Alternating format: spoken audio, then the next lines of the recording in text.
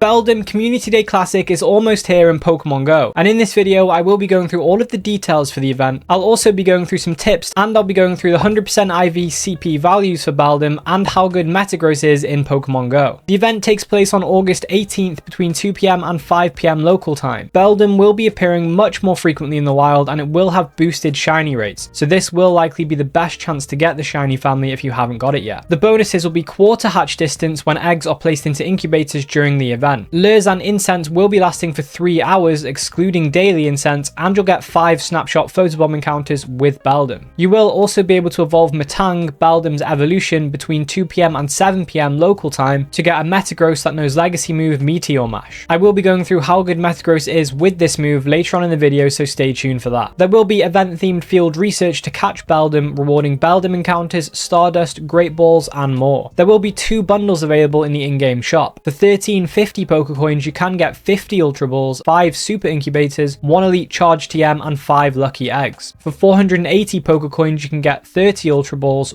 1 Incense, 3 Super Incubators, and 1 Lure Module. There will also be a bundle on the web store for $5 that'll get you 10 Ultra Balls, 1 Elite Charge TM, and 1 Special Research Story ticket. This Special Research Story will also be available to purchase by itself in the in-game shop for $1, and it generally gets you a couple of premium items like a Rocket Radar and an Incense, and encounters with the Beldum family. It does enhance the experience a little bit, but I wouldn't worry about it if you can't afford it, because it doesn't really affect the event that much. You can still get a lot out of the event without having this ticket. And lastly, there will be Pokestop showcases, and there will be event themed stickers that can be obtained by spinning Pokestops, opening gifts, and for purchase in the in-game shop. So that's it for the details. Let's have a look at some tips to help you make the most of this event.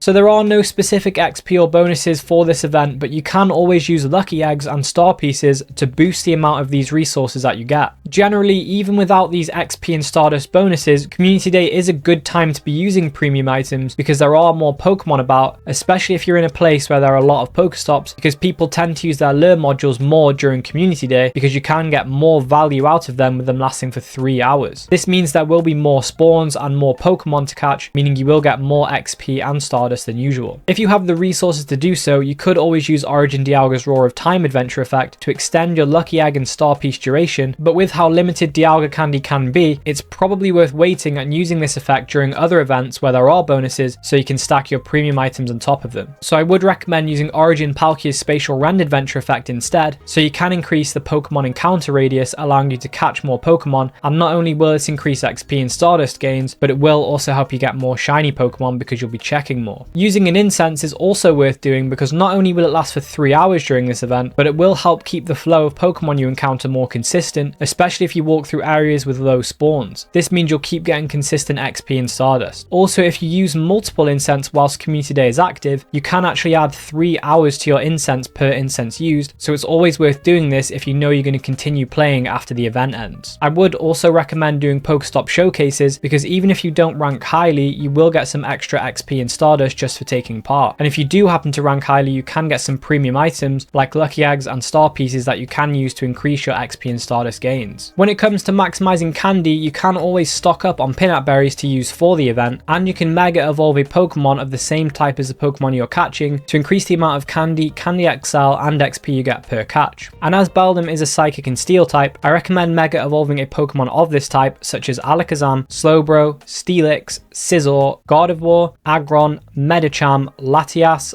Latios, Rayquaza, and Lucario. Also, it is good to note that you will get more Candy, Candy XL, and XP by Mega Evolving a Pokemon that is at the max Mega level, so worth doing that if you have access to it. So with the level 49 requirements of needing 35 Platinum medals, and with the quarter hatch distance available for this event, it's a good chance to work on your Platinum Breeder medal. With Beldum being a Steel and Psychic type, it's a great chance to work on your Platinum Rail Staff and Psychic medals. It could also be worth trading during this event because you will get an extra special trade during the day because of the seasonal bonus, but also it can generally just be worth mirror trading Beldum with somebody just because you might get some lucky trades which do have a 12-12-12 IV floor, meaning that those trades will have a 1 in 64 chance of producing a Hundo or a Shundo. Doing these trades will help towards getting your Platinum Gentleman and even your Platinum Pilot medal if there is some decent distance between the Pokemon that you trade. Additionally, if you do trade Pokemon caught far away from each other, you will get more candy and a higher chance for Candy XL. 3-hour lures are a great way for you to get your Picnic a Platinum medal medal, it's always a good idea to put down some lures in highly populated areas on community day, because there will be more people out playing and therefore you will get more people catching off your lures. Remember to do your 5 snapshot photobomb encounters of Beldum during the event, because this will help you towards your platinum cameraman medal. And with all of the Beldum candy you are likely to get from this event, it's worth evolving some to Metang to work on your platinum scientist medal if you're looking to get it. But make sure you keep enough candy to power up your Metagross as well. As the field research is always easy to do on community day, it's just catch 3 of the featured Pokemon. It can be very helpful with getting your platinum Pokemon Ranger medal, but it is easy to forget about field research on the day, so try to keep an eye on that. Especially when the field research rewards Beldum encounters, it's a great way for you to get high IV shinies and even hundos with a 10-10-10 IV floor of research Pokemon. For preparation for community day, if you do live in an area where there are not a lot of Pokestops, I recommend opening the max amount of gifts that you can from your friends each day leading up to the event. It's also worth noting that item storage upgrades should be your priority for Pokecoins, especially if you live in an area with not a lot of Pokestops, because you can store more items and you won't need to go out and refill your items as often. With that said, what are the 100% IV CP values for Beldum that you can look out for on community day? So from research, 100% IV Beldum will have the CP value of 418. From the wild, there are many CP values that could indicate 100% IVs, but due to the fact that the max level a Pokemon can be in the wild without a weather boost is 30, this means 100% IV max level non-weather boosted Beldum will have the CP value of 837. And if weather boosted, the wild encounters can have a max level of 35, so 100% IV max level weather boosted Beldum will have 906 CP in windy or snowy weather. And if you want to know what are the other 100% IVs for Beldum in the wild, they can be found on this CP chart. In the left column is the level of the Pokemon, and in the right column is the corresponding 100% IV CP value. And with the fact that the level of the Pokemon in the wild is random, outside of the CP values I mentioned previously, it's not really worth memorizing this list, and instead it's worth doing a 4-star search of the Pokemon in your inventory instead. That way you can filter out lower IV Beldum. But how good is Metagross in Pokemon Go, and what are the perfect PvP IVs?